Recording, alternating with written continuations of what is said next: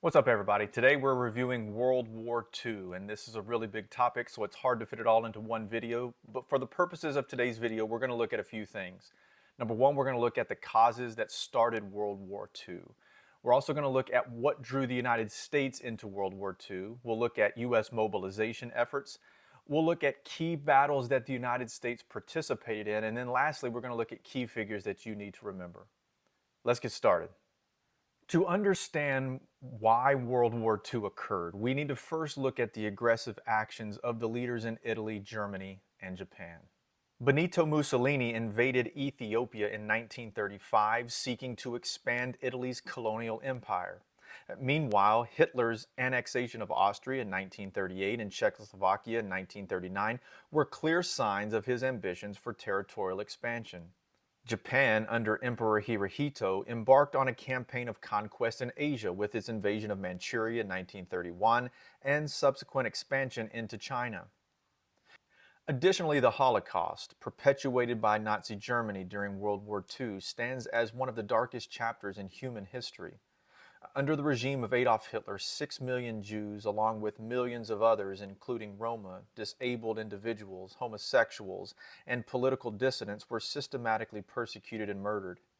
This genocide, carried out through a network of concentration camps, gas chambers, and mass shootings, aimed to exterminate entire populations deemed undesirable by the Nazis. The Holocaust represents a profound moral failure, highlighting the devastating consequences of hatred, prejudice, and unchecked power. The start of World War II was marked by Adolf Hitler's aggressive expansionist policies, which disregarded international agreements and plunged Europe into chaos. In 1939, Hitler's invasion of Poland triggered the outbreak of war, prompting Britain and France to declare war on Germany. However, Hitler's strategic maneuvering was not just limited to military conquest alone. Prior to the invasion of Poland, Hitler signed the Molotov-Ribbentrop Pact, also known as the Soviet-Nazi Non-Agression Pact, with the Soviet Union. This agreement, signed in August of 1939, effectively divided Eastern Europe into spheres of influence between Nazi Germany and the Soviet Union, paving the way for Hitler's conquest of Western Europe without fear of Soviet intervention.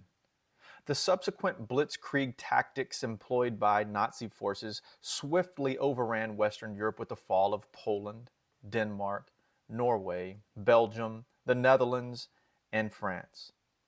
Hitler's conquest of Western Europe demonstrated the effectiveness of his military strategies, including coordinated air and ground attacks, and underscored the vulnerability of European nations ill-prepared for modern warfare. The passage of the Lend-Lease Act by the United States in 1941 provided a huge lifeline for the Allied forces, specifically Great Britain, in their fight against Germany. Through this program, the United States provided military aid, equipment, and supplies to Allied countries without immediate payment, effectively circumventing neutrality laws and bolstering the war effort. The impact of Lend-Lease on the battle for Britain was profound, as it supplied much-needed aircraft, ammunition, and other essential resources to the embattled British forces, enabling them to withstand and eventually repel Hitler's relentless air assaults during the battle for Britain in 1940. Additionally, the influx of American aid from Lend-Lease freed up British resources for other critical fronts, further strengthening the Allied position.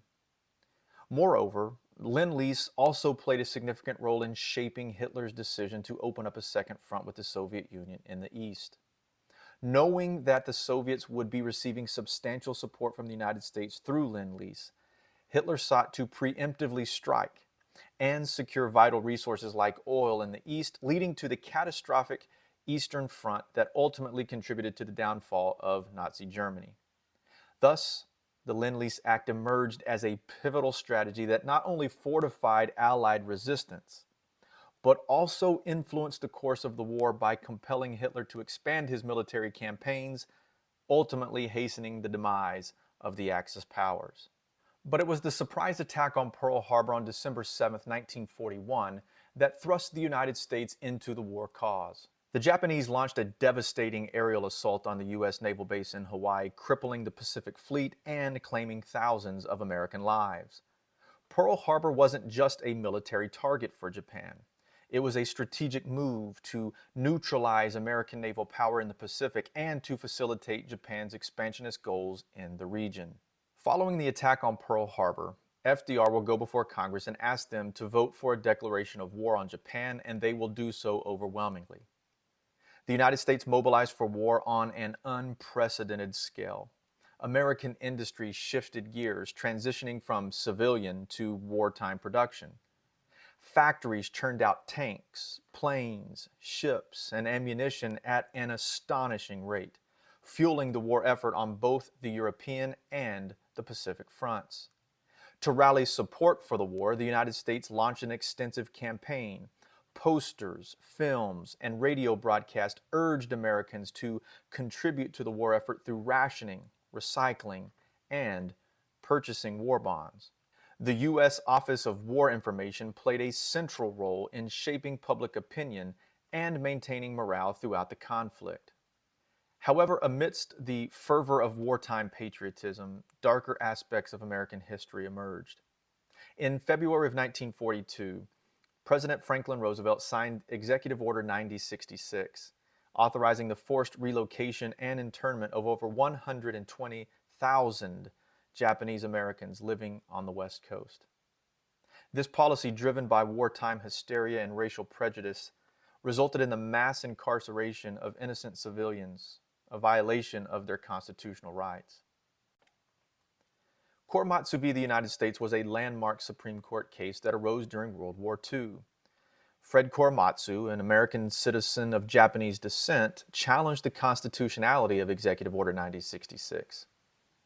Despite arguments against racial discrimination, the Supreme Court ruled in a 6-3 decision in 1944 that the internment was justified due to military necessity, a decision widely criticized for its violation of civil liberties and only later acknowledged as a grave injustice. As millions of men enlisted in the armed forces, women stepped into essential roles in factories, offices, and military support services. Dubbed Rosie the Riveter, women played an important role in the war effort, contributing to the production of weapons, aircraft, and supplies necessary for victory.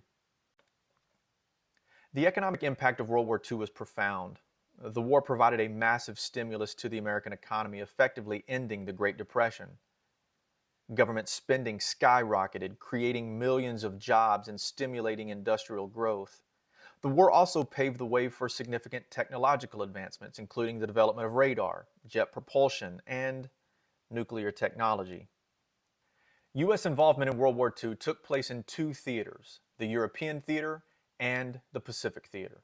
However, in addition to the European and Pacific theaters, U.S. involvement in World War II extended to the North African Campaign, a crucial theater of operations in the early years of the conflict. The North African Campaign, which began in November of 1942, saw Allied forces, including American troops, clashing with Axis forces led by Field Marshal Erwin Rommel, also known as the Desert Fox. The United States contributed significant manpower, equipment, and resources to the campaign alongside British and other Allied forces. One of the key engagements of the North African Campaign was the Battle of El Alamein, fought from October 23 to November 11, 1942. This pivotal battle marked a turning point in the war in North Africa, with British General Bernard Montgomery's 8th Army halting Rommel's advance and launching a successful counteroffensive against Axis forces. The participation of American troops in the North African Campaign bolstered Allied efforts to secure vital territories and supply routes in the Mediterranean region. The North African Campaign provided valuable combat experience for American troops and showcased their ability to coordinate with Allied forces in challenging desert terrain. Ultimately, the successful Allied campaign in North Africa paved the way for the invasion of Italy and the liberation of Europe from Axis control. In Europe, one of the most significant battles that the United States will participate in are the Normandy landings, famously known as the D-Day invasion, on June 6, 1944. This operation, codenamed Operation Overlord, involved the largest amphibious invasion in history, with Allied troops landing on the beaches of Normandy, France, to liberate Western Europe from Nazi occupation. The invasion was meticulously planned and executed, with American, British, Canadian, and other Allied forces storming the heavily fortified coastline under intense enemy fire. The success of D-Day marked a turning point in the war, leading to the eventual defeat of Nazi Germany.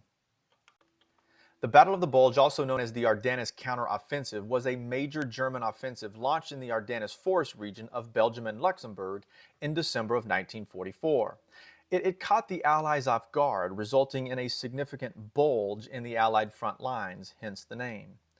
The German aim was to split the Allied forces, recapture the Belgian port of Antwerp, and ultimately force the Western Allies to negotiate a separate peace treaty with Nazi Germany. However, despite initial successes and severe winter weather, the Allies managed to regroup, contain the German advance, and launch a counteroffensive, ultimately repelling the German forces and turning the tide of the battle in their favor. The Battle of the Bulge was one of the largest and bloodiest battles fought by the United States during World War II, resulting in heavy casualties on both sides, but ultimately contributing to the final defeat of Nazi Germany. In the Pacific theater, the United States implemented a strategy known as the island hopping strategy. This is a plan to strategically avoid the heavily fortified islands while taking the islands that we need in order to get closer to the mainland of Japan. The Battle of Midway, fought from June 4th to 7th in 1942, was a pivotal naval battle between the United States and Japan. It marked a turning point in the war, halting Japan's advance and shifting the momentum in favor of the Allies. The U.S. Navy, under the command of Admiral Chester Nimitz, successfully intercepted and defeated a Japanese carrier force attempting to seize Midway Island. The decisive American victory at Midway not only crippled Japan's naval power by sinking 4 of its aircraft carriers, but it also provided a strategic advantage that allowed the Allies to take the offensive in the Pacific, ultimately leading to the eventual defeat of Japan. Another fiercely contested battle in the Pacific was the Battle of Iwo Jima, which took place from February 19th to March 26, 1945. U.S. Marines landed on the volcanic island of Iwo Jima, facing entrenched Japanese defenders in one of the bloodiest battles of the war. The capture of Iwo Jima provided a crucial strategic airbase for American bombers to conduct bombing raids on the Japanese home islands. Similarly, the Battle of Okinawa from April 1st to June 22nd, 1945 was another pivotal engagement in the Pacific. U.S. forces alongside Allied troops fought against fierce Japanese resistance on the island of Okinawa, resulting in heavy casualties on both sides. The capture of Okinawa brought Allied forces one step closer to Japan and set the stage for the eventual invasion of the Japanese mainland. Overall, these campaigns in Europe and in the Pacific demonstrated the bravery, resilience, and determination of American troops in confronting and defeating the Axis powers. The Manhattan Project was a top-secret research and development project undertaken during World War II by the United States, the United Kingdom, and Canada. Its objective was to develop the world's first atomic weapons. Led by American physicist J. Robert Oppenheimer, the project succeeded in creating the atomic bomb. On August 6, 1945, the United States will drop Little Boy on the Japanese city of Hiroshima, resulting in catastrophic devastation and loss of life. 3 days later, on August 9, 1945, Fat Man was dropped on Nagasaki. The bombings prompted Japan's unconditional surrender on August 15, 1945, effectively bringing an end to World War II. Truman's decision to use atomic weapons still to this day remains one of the most controversial and debated aspects of the war, with proponents arguing that it hastened the end of the conflict and saved lives by avoiding prolonged invasion of Japan, while critics cite the immense human suffering and long-term consequences of nuclear war. In Europe, one of the most influential military leaders was General George S. Patton, known for his aggressive leadership style and tactical brilliance. He played a crucial role in the Allied victory, leading the Third Army in campaigns across France and in Germany. Dwight D. Eisenhower, often referred to as Ike, was a prominent American military leader and statesman who served as Supreme Commander of the Allied Expeditionary Forces during World War II. As the architect of the successful D-Day invasion of Normandy on June 6, 1944, Eisenhower played a crucial role in the liberation of Western Europe from Nazi occupation and ultimately emerged as one of the key figures in the Allied victory. After the war, he went on to serve as the 34th President of the United States, where he continued to demonstrate his leadership and diplomatic skills on the world stage. Another key figure was General Omar Bradley, who commanded the 1st United States Army during the D-Day invasion and subsequent campaigns in Europe. Bradley's strategic acumen and leadership were instrumental in the success of Allied operations in the European theater. Leading the charge in the Pacific was General Douglas MacArthur, who spearheaded Allied efforts to reclaim territories occupied by the Japanese. MacArthur's bold and aggressive approach earned him the nickname Dugout Doug and solidified his reputation as a military genius. As the war raged on, brave individuals from diverse backgrounds made significant contributions to the Allied cause. Among them was Vernon J. Baker, an African-American soldier who distinguished himself in combat during the Italian campaign. Baker's courage and heroism earned him the Medal of Honor, making him one of the few Black Americans to receive the award during World War II. In addition to individual heroes, several renowned military units made notable contributions to the Allied war effort. The Tuskegee Airmen, an all-black squadron of fighter pilots, overcame prejudice and discrimination to become one of the most respected fighter groups of the war, escorting bombers and engaging enemy aircraft with distinction.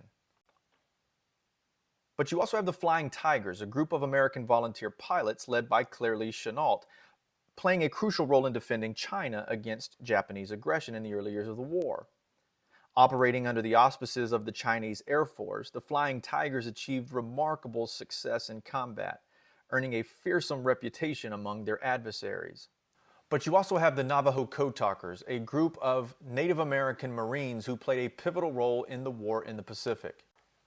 Utilizing their native Navajo language, which was unwritten and virtually indecipherable to the enemy, they developed an unbreakable code that stymied Japanese codebreakers and greatly contributed to the success of Allied operations in the Pacific theater. Their bravery and ingenuity were instrumental in ensuring secure communication and preserving Allied victories. These individuals and units exemplified the bravery, dedication, and sacrifice of the Allied cause during World War II.